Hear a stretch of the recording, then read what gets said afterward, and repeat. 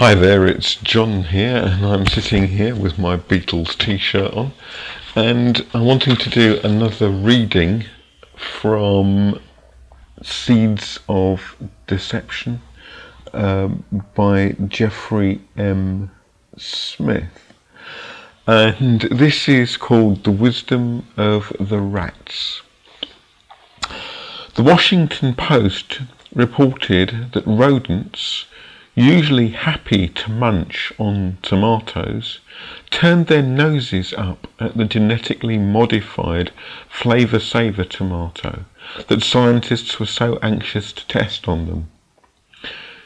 Calgene CEO Roger Salquist said of his tomato, "I gotta tell you, you can be Chef Boyardee and they're still not going to like them."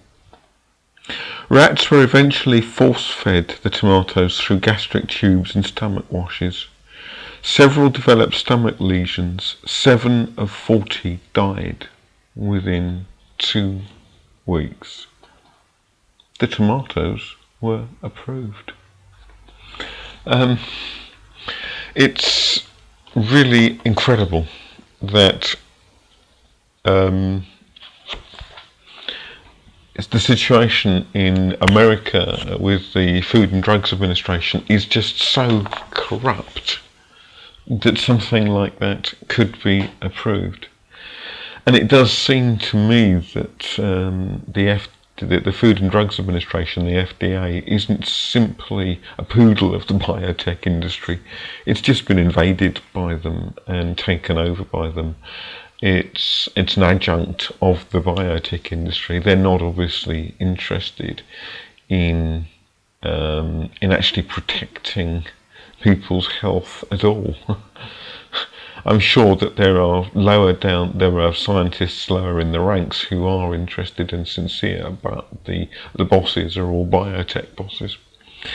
And the sad thing is that in the UK, the only reason that GM has been rejected was because of consumer resistance to it.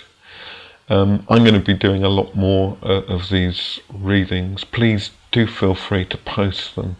Let's get the campaign against GM going again, because the UK government are wanting to introduce it. This Condem government, the Conservative Liberal Democrat government, they say one thing in opposition and they're obviously doing other things in office.